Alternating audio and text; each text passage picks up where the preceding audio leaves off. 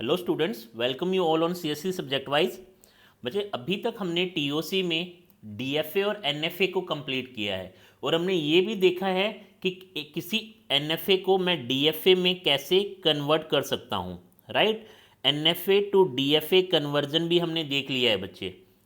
But ये भी देखा था कि जब भी मैं एनएफए को डीएफए में कन्वर्ट करता हूँ तो ज़रूरी नहीं ये डीएफए मेरे पास मिनिमल हो, और मिनिमम नंबर ऑफ स्टेट्स जब भी मैं किसी एनएफए को डीएफए में कन्वर्ट करूँगा तो मिनिमम नंबर ऑफ स्टेट्स 1 आएगी और मैक्सिमम नंबर ऑफ स्टेट्स 2 की पावर n आएगी, वेयर n क्या है बच्चे, number of states in NFA. Right, तो अभी तक हमने बच्चे डीएफए और एनएफए को कंप्लीट किया है। इसके बाद में हम डिस्कस करेंगे एप्सिलॉन एनएफए, बट उससे पहले हम कुछ और बेसिक्स को कवर करते हैं। बच्चे हमने फर्स्ट लेक्चर में डिस्कस किया था कि जो साइंटिस्ट चोम्स्की थे उनका क्या काम था बच्चे, वो ग्रामर्स को रीड करते थे, फॉर्मल लैंग्वेजेस की ग्रामर्स को रीड करते थे। तो ग्रामर्स को रीड करने के बाद चोम्स्की ने लैंग्वेजेस को कैटेगराइज किया अपनी ग्रामर के अकॉर्डिंग। राइट, तो बेस्ड ऑन सम कंडीशंस, ये इंपॉर्टेंट है बच्चे, ध्यान रखना, based on some condition Chomsky classified the formal language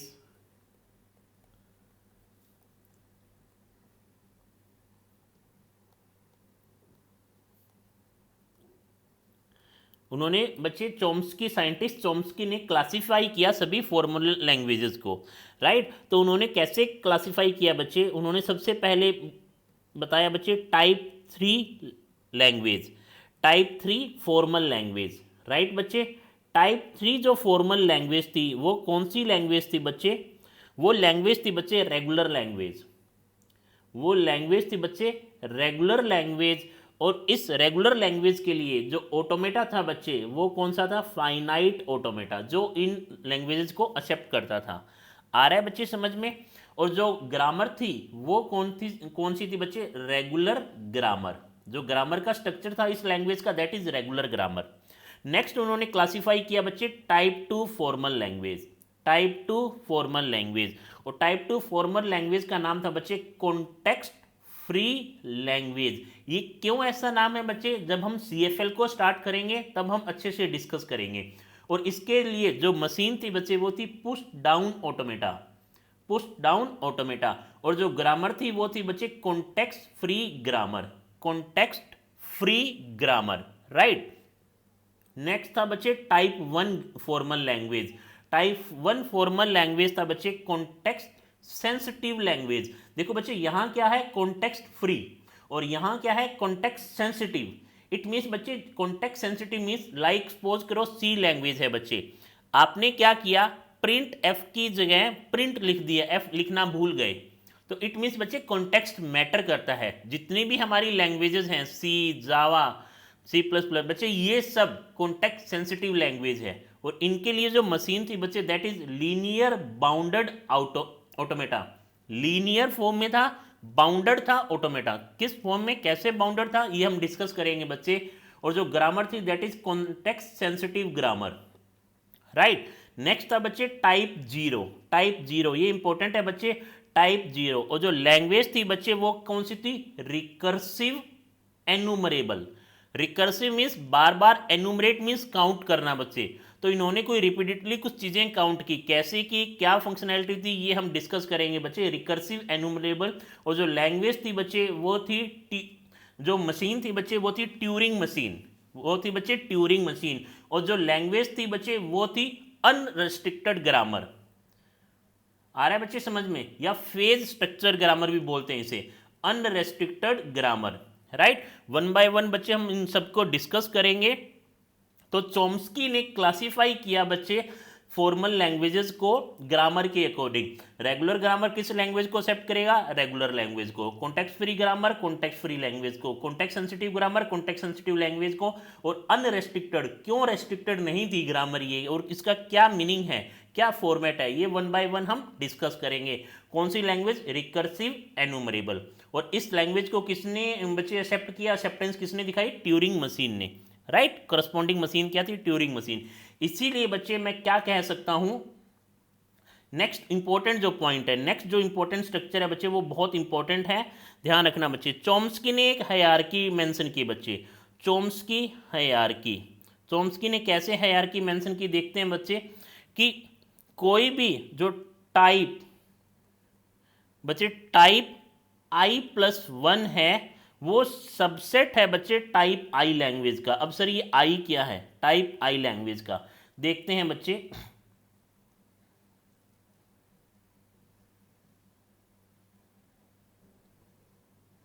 one by one बच्चे अच्छे से इसके नोट्स को मेंटेन करना।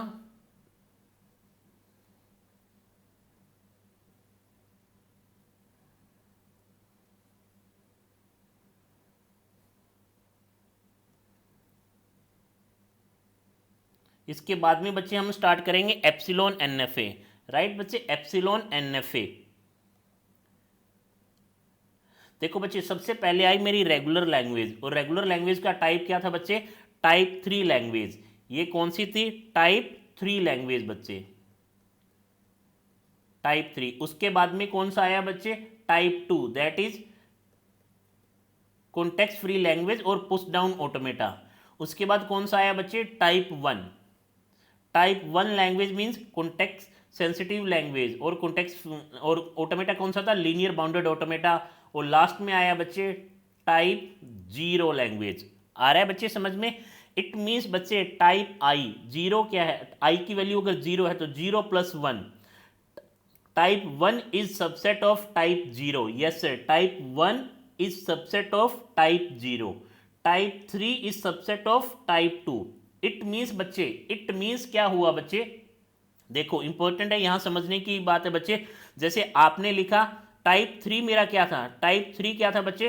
Regular language. टाइप 2 क्या था बच्चे मेरा? Context free language. बच्चे टाइप 1 क्या था? Context sensitive language. और टाइप 0 क्या है बच्चे? रिकर्सिव एनुमरेबल। इट मीन्स बच्चे, इट मीन्स बच्चे जैसे रेगुलर लैंग्वेज है बच्चे, every regular is CFL। First point ध्यान रखना बच्चे, क्योंकि सबसेट है इसीलिए every regular language is CFL, every regular language is CSL, every regular language is RE। अब रेगुलर लैंग्वेज कौन सी है? जिसके लिए DFA पॉसिबल है, जिसके लिए FA पॉसिबल है। ऐसी कोई लैंग्वेज जिसके लिए FA पॉसिबल है तो वो कौन सी लैंग्वेज होगी बच्चे? Regular language. आ रहा है बच्चे समझ में? तो फर्स्ट पॉइंट क्या है बच्चे? फर्स्ट पॉइंट है ये ध्यान रखना बच्चे, एवरी कैसे है ये देख लेंगे बच्चे। Every regular language is CFL, CSL, RE। क्यों है बच्चे? हम देखेंगे कि धीरे धीरे मशीन की पावर को बढ़ा दिया गया था, राइट। तो वो मशीन रेगुलर लैंग्वेज को भी एक्सेप्ट कर रही थी, प्लस कुछ और लैंग्वेजेस को भी एक्सेप्ट कर रही थी जो फाइनाइट ऑटोमेटा एक्सेप्ट नहीं कर पाता था। नेक्स्ट बच्चे पॉइंट है बच्चे, every context free language is context sensitive language, RE language. Next बच्चे एवरी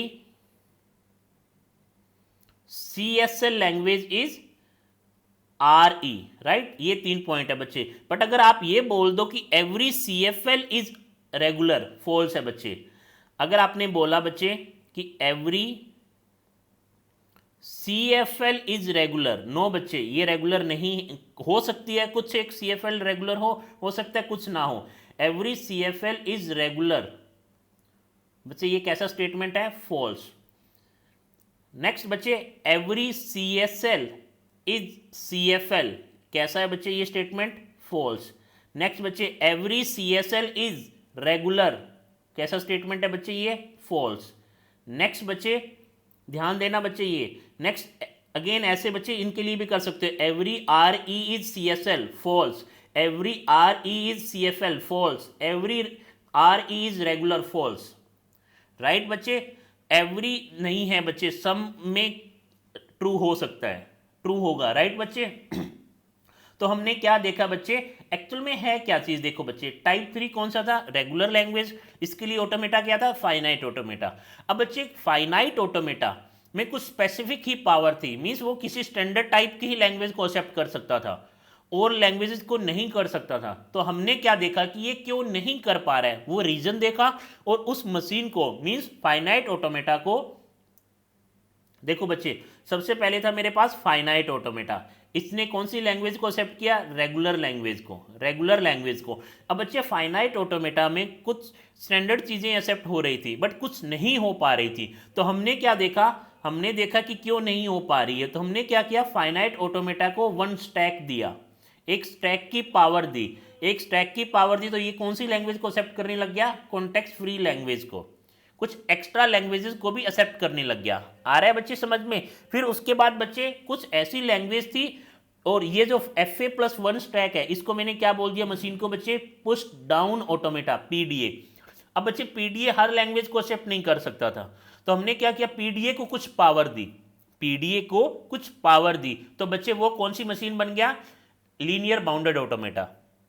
और कौन सी लैंग्वेज को एक्सेप्ट करने लग गया बच्चे, कॉन्टेक्स्ट सेंसिटिव लैंग्वेजेस को। आ रहा है बच्चे समझ में। उसके बाद हमने आगे ट्यूरिंग मशीन को कंस्ट्रक्ट किया। तो ऐसे 1 by 1 सीक्वेंस है बच्चे, राइट। तो अब हम इसके बेसिस पे एक क्वेश्चन कर लेते हैं बच्चे।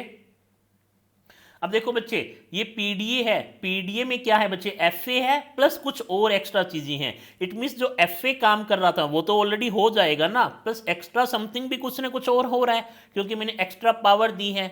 आ रहा है बच्चे समझ में। तो सपोज करो बच्चे एक प्रॉब्लम है मेरी, उसे हम कर लेते हैं। प्रॉब्लम क्या है बच्चे, द लैंग्वेज एल इज, हमें बताना है बच्चे कौन कौन से ऑप्शन करेक्ट है बच्चे। A CFL but not regular. क्या ऐसा पॉसिबल है कि एक लैंग्वेज CFL हो बट रेगुलर ना हो? हाँ बच्चे हो सकता है, because every CFL is regular, false. Next बच्चे बी ऑप्शन है CSL but not RE, but not recursive enumerable. क्या ऐसा पॉसिबल है? नहीं बच्चे, every CSL is RE, right बच्चे। हमने देखो यहां लिखा हुआ है बच्चे, every CSL is RE, right, every CSL is RE। But ये क्या कह रहा है, CSL बट नॉट RE। एक ऐसी लैंग्वेज है जो CSL तो हो सकती है बट RE नहीं, नहीं ये कभी भी पॉसिबल नहीं है बच्चे। नेक्स्ट बच्चे, a language L is RE but not regular. क्या ये पॉसिबल है? यस सर, ये पॉसिबल है। एक लैंग्वेज हो सकता है जो RE हो बट रेगुलर ना हो, because every RE need not be CSL CFL regular, right. Next बच्चे हम ऐसा भी लिख सकते हैं, a language L is regular but not CFL। Is it possible बच्चे एक लैंग्वेज रेगुलर हो बट CFL ना हो? नहीं बच्चे, every regular is CFL, every regular is CSL। क्यों बच्चे? मशीन को फाइनाइट ऑटोमेटा के साथ कुछ और पावर एड ऑन की है, उसकी पावर कम नहीं की जो ये कंसेप्ट हो जाएगा, राइट। उसको एड ऑन की है पावर। तो every regular a language L is regular but not CFL is false statement. तो ये दोनों स्टेटमेंट बच्चे क्या है, ट्रू हैं। नेक्स्ट बच्चे हम देखते हैं अब मशीन से बच्चे, मशीन मेरे पास बहुत सारी है। मशीन मेरे पास बच्चे फाइनाइट ऑटोमेटा है, मेरे पास पुश डाउन ऑटोमेटा है, नेक्स्ट बच्चे लीनियर बाउंडेड ऑटोमेटा है, और लास्ट ट्यूरिंग मशीन है। तो अगर मैं मशीन्स की पावर की बात करूं तो हम उसे मशीन की पावर को डिनोट करते हैं बच्चे एक्सप्रेसिव पावर से। Expressive power, what do you mean by expressive power? Expressive power means number of language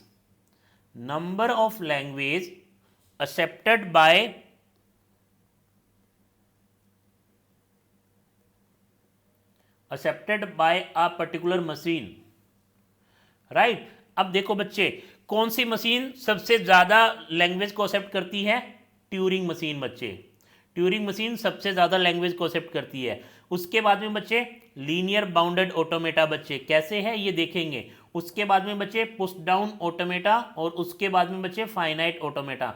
it mean सबसे कम लैंग्वेज को कौन एक्सेप्ट करता है? Finite automata. अब बच्चे आप बोलोगे सर सबसे बड़ी लैंग्वेज कौन सी है? A+B का होल स्टार, 0+1 का होल स्टार बच्चे।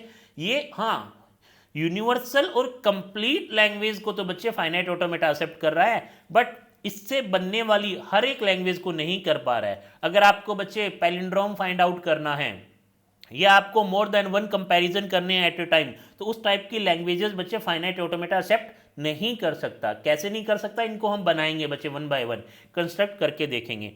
आ रहा है बच्चे समझ में? इसीलिए बच्चे फाइनाइट ऑटोमेटा की एक्सप्रेसिव पावर सबसे कम है, उससे ज़्यादा पीडीए, उससे ज़्यादा एलबीए, उससे ज़्यादा ट्यूरिंग मशीन। इट मीन सबसे ज़्यादा लैंग्वेज कौन एक्सेप्ट कर रहा है? Turing machine. आ रहा है बच्चे समझ में? अब देखो बच्चे, हमने ये भी देखा था कि हर एक मशीन के टू बिहेवियर हैं, टू बिहेवियर हैं। एक बिहेवियर क्या है बच्चे? डिटर्मिनिस्टिक बिहेवियर, एक बच्चे नॉन डिटर्मिनिस्टिक बिहेवियर। अब हमें पता है बच्चे डिटर्मिनिस्टिक और नॉन डिटर्मिनिस्टिक का मीनिंग क्या है। डिटर्मिनिस्टिक मीन्स एग्जैक्ट बच्चे, no ambiguity, no confusion, no guessing, right. और नॉन डिटर्मिनिस्टिक एनएफए हमने देखा था बच्चे, एनएफए के पास क्या पावर है? गैसिंग की पावर है, मोर देन वन वेज में वो ट्रांजिशन शो कर सकता है, राइट। तो हर मशीन के दो बिहेवियर हैं बच्चे, एक है डिटर्मिनिस्टिक बिहेवियर, एक है नॉन डिटर्मिनिस्टिक बिहेवियर। अब बच्चे इट मीन्स पहला क्या है? डीएफए, दूसरा क्या है? Non deterministic FA, right. उसके बाद बच्चे एक क्या है? डीपीडीए। डीपीडीए के भी दो बिहेवियर हैं, डीपीडीए और एनपीडीए। नेक्स्ट बच्चे डिटर्मिनिस्टिक लीनियर बाउंडेड ऑटोमेटा और नॉन डिटर्मिनिस्टिक एनएलबीए, राइट बच्चे। नेक्स्ट है बच्चे डीटीएम और NTM, non deterministic Turing machine और डिटर्मिनिस्टिक ट्यूरिंग मशीन, राइट। हर मशीन के दो बिहेवियर है बच्चे, हमें ये चेक करना है कि इनकी पावर क्या है। हमने पहले तो एक्सप्रेसिव पावर देखी, अब पावर क्या है, क्या डीएफए मोर पावरफुल है या एनएफए। बच्चे एक्चुअल में ये दोनों इक्वल है। क्यों इक्वल है? क्योंकि हर एनएफए को मैं डीएफए में कन्वर्ट कर सकता हूँ। ये ऑलरेडी हमने बच्चे एग्जांपल कर लिया है, कैसे हम एनएफए को डीएफए में कन्वर्ट करते हैं, राइट। तो इसीलिए डीएफए और एनएफए की पावर सेम है। इट मीन्स दोनों सेम नंबर ऑफ लैंग्वेजेस को एक्सेप्ट करते हैं, राइट। नेक्स्ट बच्चे डीपीडी और एनपीडीए की बात करूं तो एनपीडीए मोर पावरफुल है। मीन्स बच्चे PDA with non deterministic behaviour is more powerful than deterministic behaviour. हम बच्चे चेक करेंगे कि कैसे एक लैंग्वेज है जो सिर्फ एनपीडीए से मैं एक्सेप्ट कर सकता हूं बट डीपीडीए से नहीं कर सकता, उसके लिए डीपीडीए बनाना इम्पॉसिबल है बच्चे। आ रहा है बच्चे समझ में? इसीलिए याद रखना हमेशा एनपीडीए इज मोर पावरफुल देन डीपीडीए। अब आ जाता है बच्चे डीएलबीए और एनएलबीए। ये बच्चे अभी तक ये प्रॉब्लम क्या है बच्चे? अनडिसाइडेबल। अभी तक डिसाइड नहीं हो चुका है कि क्या डीएलबीए मोर पावरफुल है या एनएलबीए मोर पावरफुल है या दोनों की पावर सेम है। अभी तक हम कुछ भी डिसाइड नहीं कर पाए हैं। और डीटीएम और एनटीएम की बात करूं तो बच्चे दोनों की पावर क्या है? सेम है। ओके बच्चे, इट मीन्स बच्चे in terms of power DLBA and NLBA are undecidable. आ रहा है बच्चे समझ में? अब इसके बाद बच्चे हमने ये देख लिया है। अब बच्चे जब भी कोई प्रॉब्लम आए, नेक्स्ट बच्चे ये भी देखो बच्चे, डीपीडी और एनपीडीए में कौन मोर पावरफुल है? NPDA. It means there is no algo, it means there is no algorithm which convert every NPDA to DPDA, right बच्चे। इसीलिए एनपीडीए मोर पावरफुल है। अभी तक ऐसा कोई एल्गोरिथम नहीं आया है। जैसा बच्चे एनएफए को हमने डीएफए में कन्वर्ट किया था, एल्गोरिथम था हमारे पास बच्चे, हर एक स्टेट के लिए ट्रांजिशन देख लो, कुछ नया स्टेट आया तो उसके भी ट्रांजिशन बना दो, बट ऐसा कोई पीडीए के केस में नहीं है बच्चे, राइट। तो बच्चे ये हुआ हमारा बेसिक पावर का टर्म्स, पावर किसकी ज़्यादा है, कौन इक्विवेलेंट है। अब बच्चे अब एक चीज़ ध्यान रखना, जब भी डिफ़ॉल्ट केस की बात करें कि हम सर डिफ़ॉल्ट केस की बात करें कि सर जब भी मैं बोलूं मेरे पास एक फाइनाइट ऑटोमेटा है, एक मेरे पास पुश डाउन ऑटोमेटा है, एक मेरे पास ट्यूरिंग मशीन है, तो मैं किस चीज़ की बात कर रहा हूं? मैं डिटर्मिनिस्टिक बिहेवियर की बात कर रहा हूं या नॉन डिटर्मिनिस्टिक बिहेवियर की? तो बच्चे जो डिफ़ॉल्ट केस है, जब भी मैंने बोला मेरे पास एक एफ है, इट मीन्स बच्चे क्या है, मेरे पास एक डीएफए है। जब भी मैंने बोला मेरे पास एक पीडीए है, इट मीन्स मेरे पास क्या है बच्चे, मैं एनपीडीए की बात कर रहा हूं। अगर मेरे को डीपीडीए मेंशन करना है तो एक्सप्लिसिटली मेंशन करूंगा कि मेरे पास डीपीडीए है। बट अगर मैंने बोल दिया मेरे पास पीडीए है, इट मीन्स एनपीडीए की मैं बात कर रहा हूं, और ट्यूरिंग मशीन के केस में बच्चे डीटीएम, डिटर्मिनिस्टिक ट्यूरिंग मशीन की बात कर रहा हूं। तो ये पॉइंट बच्चे ध्यान में रखना, क्योंकि आगे हम बहुत यूज करने वाले हैं इनको, राइट। तो बच्चे आज के लेक्चर में हमने कुछ बेसिक्स कवर किए हैं कि कैसे चॉम्स्की ने बच्चे क्लासिफाई किया लैंग्वेजेस को। बच्चे जो टाइप 3 लैंग्वेज थी बच्चे वो कौन सी थी? टाइप 3 फॉर्मल लैंग्वेज थी, वो रेगुलर लैंग्वेज थी, मशीन था उसके लिए फाइनाइट ऑटोमेटा, और ग्रामर थी रेगुलर ग्रामर। अब रेगुलर ग्रामर क्या होती है, क्या स्ट्रक्चर है? जैसे बच्चे इंग्लिश ग्रामर में अगर मैं एक स्टेटमेंट की बात करूं तो स्टेटमेंट का क्या स्ट्रक्चर है? सबसे पहले सब्जेक्ट, बेसिक एक एग्जाम्पल ले रहे हैं, सब्जेक्ट आएगा, फिर वर्ब आएगी, फिर ऑब्जेक्ट आएगा, ये एक स्ट्रक्चर है मेरी इंग्लिश ग्रामर का। वैसे ही बच्चे रेगुलर ग्रामर का क्या स्ट्रक्चर है ये हम डिस्कस करेंगे। आ रहा है बच्चे समझ में? तो इन 1 बाय 1 सभी टॉपिक को कवर करेंगे। ये एक इंट्रोडक्शन था, चॉम्स्की ने क्लासिफाई किया बच्चे फॉर्मल लैंग्वेजेस को। उसके बाद बच्चे हमने ये देखा कि type i+1 is subset of type I, right. उसके बाद बच्चे i की वैल्यू आप 3 2 1 पुट करके देख सकते हो बच्चे। उसके बाद में हमने पावर्स देखी, फिर एक एग्जाम्पल किया बच्चे, और उसके बाद में हमने एक्सप्रेसिव पावर, ये इंपॉर्टेंट है बच्चे, एक्सप्रेसिव पावर और उनके अलग अलग बिहेवियर की पावर को डिस्कस किया। आ रहा है बच्चे समझ में? मिलते हैं नेक्स्ट वीडियो में बच्चे। Thank you so much. अगर वीडियो अच्छा लगा हो बच्चे लाइक करो, शेयर करो, सब्सक्राइब करो। Thank you so much.